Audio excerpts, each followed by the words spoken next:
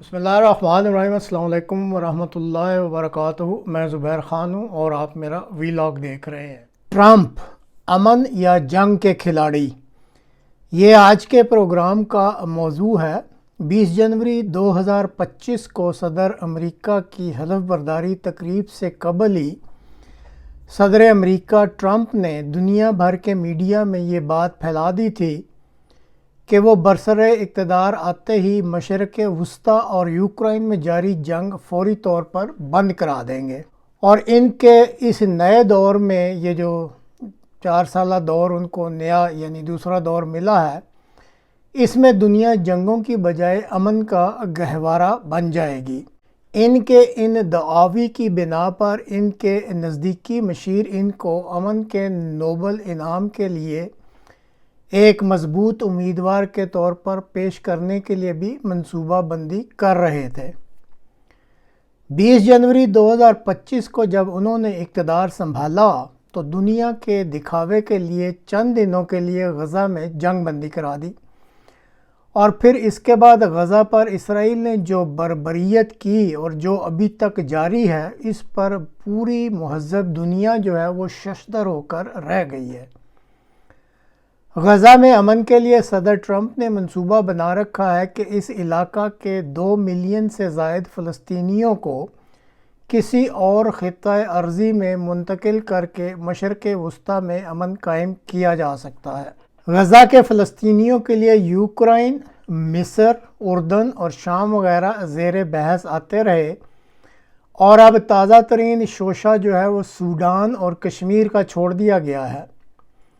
غزہ کے فلسطینی اپنے اس فیصلہ پر ڈٹے ہوئے ہیں کہ وہ اپنا خطہ ارضی چھوڑ کر کہیں اور نہیں جائیں گے۔ نتیجے کے طور پر صدر امریکہ کی شہ پر غزہ میں فلسطینیوں پر اسرائیل کی بربریت پوری شدت سے جاری ہے۔ تازہ ترین اطلاع کے مطابق انسانی ہمدردی کی بنیاد پر کام کرنے والی بین الاقوامی شہرت یافتہ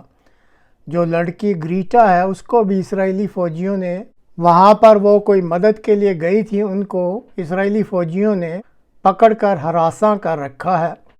یوکرائن میں جاری جنگ کے لیے صدر امریکہ نے تاش کے پتوں اور شطرنج کی کئی چالیں چلنے کی کوششیں کیں، اور آخر میں روسی صدر کو کریزی اور آگ سے کھیلنے والا قرار دے دیا۔ چند روز قبل یوکرائن نے روس کے سینکڑوں کلومیٹر اندر تک روسی ایٹمی اور اسٹریٹجک اثاثوں پر تابڑ توڑ حملے کیے۔ اب جب روس نے تحقیق شروع کی تو علم ہوا کہ روسی ایٹمی اور اسٹریٹجک اثاثوں کی تفصیلات کو ایک دوسرے کے علم میں لانے کا معاہدہ تو صرف امریکہ اور روس کے درمیان تھا۔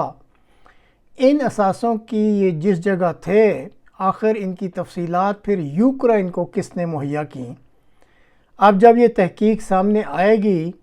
تو دونوں ممالک یعنی روس اور امریکہ کے حالات جو ہیں وہ کس نہج پر جا پہنچیں گے، فی الحال اس کے بارے میں کچھ نہیں کہا جا سکتا۔ البتہ 2 روز قبل روسی وزیر خارجہ نے یورپ اور امریکہ کو خبردار کیا ہے کہ غالباً صدر ٹرمپ کو یوکرائن جنگ کے بارے میں مکمل معلومات مہیا نہیں کی جاتی، اور یورپ میں اور امریکہ میں کچھ ایسے عناصر موجود ہیں جو اس جنگ کو جاری رکھ کر امریکہ اور روس کے تعلقات میں مزید گہری دراڑیں ڈالنا چاہتے ہیں تاکہ دنیا تیسری عالمی جنگ کی لپیٹ میں آ جائے۔ بین الاقوامی فوجداری عدالت ICC یعنی انٹرنیشنل کرمنل کورٹ نے انصاف کے تقاضوں کو مد نظر رکھتے ہوئے اسرائیل کے وزیر اعظم اور وزیر دفاع کے خلاف وارنٹ گرفتاری جاری کیے تھے۔ امریکی صدر ٹرمپ نے پہلے تو عدالت کے چیف پراسیکیوٹر کریم خان کے خلاف اعلان جنگ کیا، اور اب چند روز قبل اس بین الاقوامی عدالت کی ان 4 خواتین ججز جنہوں نے یہ فیصلہ لکھا تھا،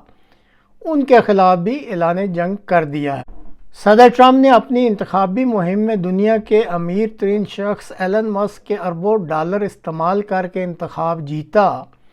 اور اب چند روز قبل اپنے اس موشن کے خلاف بھی اعلان جنگ کر دیا ہے، اور اس شخص کا امریکہ میں جینا تک محال کر دیا ہے۔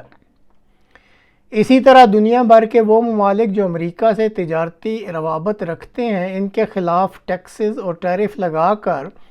صدر ٹرمپ نے ان سارے ممالک کے خلاف ایک قسم کا تجارتی اعلان جنگ بھی کر رکھا ہے،